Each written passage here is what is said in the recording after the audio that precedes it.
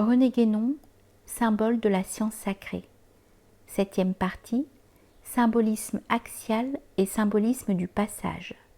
Chapitre 51, l'arbre du monde. Nous avons déjà parlé en diverses occasions de l'arbre du monde et de son symbolisme axial. Sans revenir ici sur ce que nous avons dit alors, nous y ajouterons quelques remarques portant sur certains points plus particuliers de ce symbolisme, et notamment sur les cas où l'arbre apparaît comme inversé, c'est-à-dire comme ayant les racines en haut et les branches en bas, question à laquelle Ananda Coomaraswamy a consacré une étude spéciale, The Inverted Tree. Il est facile de comprendre que s'il en est ainsi, c'est avant tout parce que la racine représente le principe, tandis que les branches représentent le déploiement de la manifestation. Mais à cette explication générale, il y a lieu d'ajouter certaines considérations d'un caractère plus complexe, reposant d'ailleurs toujours sur l'application du sens inverse de l'analogie, auquel cette position renversée de l'arbre se réfère manifestement. À cet égard, nous avons déjà indiqué que c'est précisément sur le symbole proprement dit de l'analogie, c'est-à-dire sur la figure des 6 rayons, dont les extrémités sont groupées en 2 ternaires inverses l'un de l'autre, que se construit le schéma de l'arbre à 3 branches et 3 racines. Schéma qui peut d'ailleurs être envisagé dans les 2 sens opposés, ce qui montre que les 2 positions correspondantes de l'arbre doivent se rapporter à 2 points de vue différents et complémentaires, suivant qu'on le regarde en quelque sorte de bas en haut ou de haut en bas, c'est-à-dire en somme, suivant qu'on se place au point de vue de la manifestation ou à celui du principe. À l'appui de cette considération, Ananda Coomaraswamy cite les 2 arbres inversés décrits par Dante comme étant proches du sommet de la montagne, donc immédiatement au-dessous du plan où est situé le paradis terrestre, tandis que lorsque celui-ci est atteint, les arbres apparaissent redressés dans leur position normale. Et ainsi, ces arbres, qui semblent bien n'être en réalité que des aspects différents de l'arbre unique, sont inversés seulement au-dessous du point où a lieu la rectification et la régénération de l'homme. Il importe de remarquer que, quoique le paradis terrestre soit encore effectivement une partie du cosmos, sa position est virtuellement supracosmique.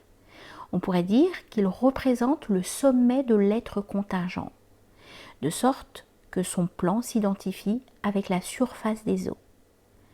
Avec celle-ci, qui doit être considérée essentiellement comme un plan de réflexion, nous sommes ramenés au symbolisme de l'image inversée par reflet, dont nous avons parlé à propos de l'analogie. Ce qui est en haut ou au-dessus de la surface des eaux, c'est-à-dire le domaine principal ou supracosmique, se reflète en sens inverse dans ce qui est en bas, ou est au-dessous de cette même surface, c'est-à-dire dans le domaine cosmique. En d'autres termes, tout ce qui est au-dessus du plan de réflexion est droit, et tout ce qui est au-dessous est inversé. Donc si l'on suppose que l'arbre s'élève au-dessus des eaux, ce que nous voyons tant que nous sommes dans le cosmos est son image inversée, avec les racines en haut et les branches en bas. Au contraire, si nous nous plaçons nous-mêmes au-dessus des eaux, nous ne voyons plus cette image, qui maintenant est pour ainsi dire sous nos pieds, mais bien sa source, c'est-à-dire l'arbre réel, qui naturellement se présente à nous dans sa position droite. L'arbre est toujours le même, mais c'est notre situation par rapport à lui qui a changé, et aussi, par conséquent, le point de vue auquel nous l'envisageons. Ceci est encore confirmé par le fait que dans certains textes traditionnels hindous, il est question de 2 arbres, l'un cosmique et l'autre supracosmique. Comme ces 2 arbres sont naturellement superposés, l'un peut être considéré comme le reflet de l'autre et en même temps, leurs troncs sont en continuité, de sorte qu'ils sont comme 2 parties d'un tronc unique, ce qui correspond à la doctrine d'une essence et 2 natures en Brahma. Dans la tradition avestique, on en retrouve l'équivalent avec les 2 arbres Ahoma, le blanc et le jaune, l'un céleste ou plutôt paradisiaque puisqu'il croît au sommet de la montagne Alborge, et l'autre terrestre. Le second apparaît comme un substitut du premier pour l'humanité éloignée du séjour primordial, comme la vision indirecte de l'image est un substitut de la vision directe de la réalité. Le Zohar parle aussi de 2 arbres, l'un supérieur et l'autre inférieur.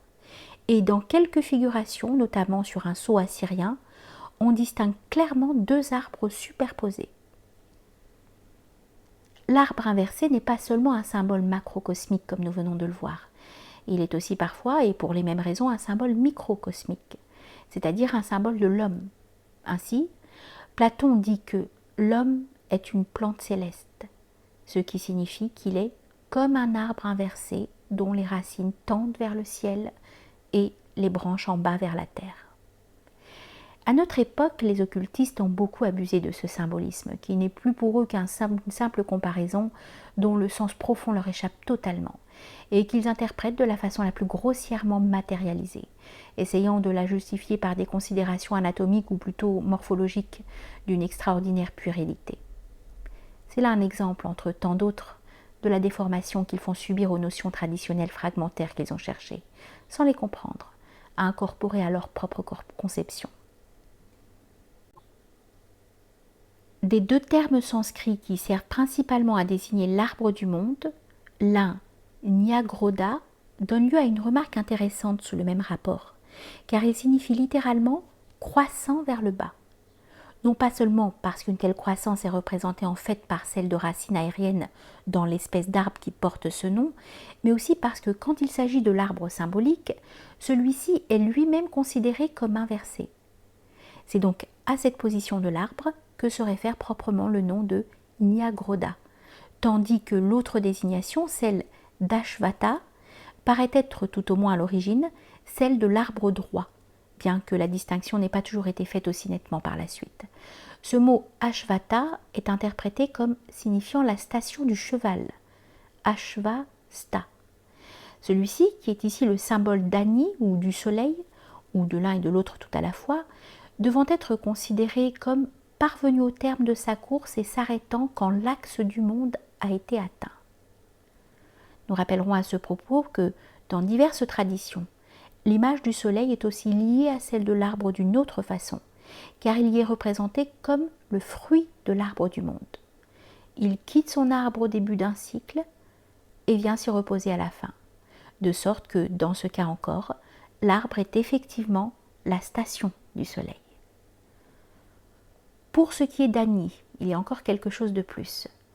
Il est lui-même identifié à l'arbre du monde, d'où son nom de Vanaspati, ou seigneur des arbres.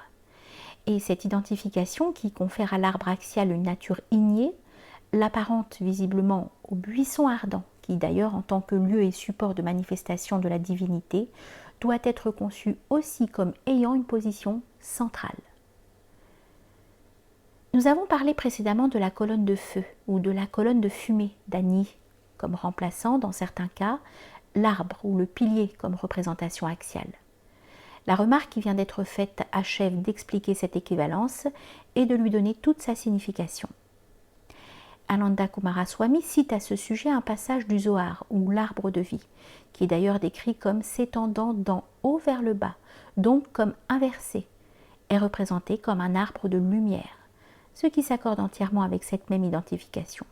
Et nous pouvons y ajouter une autre concordance tirée de la tradition islamique, et qui n'est pas moins remarquable.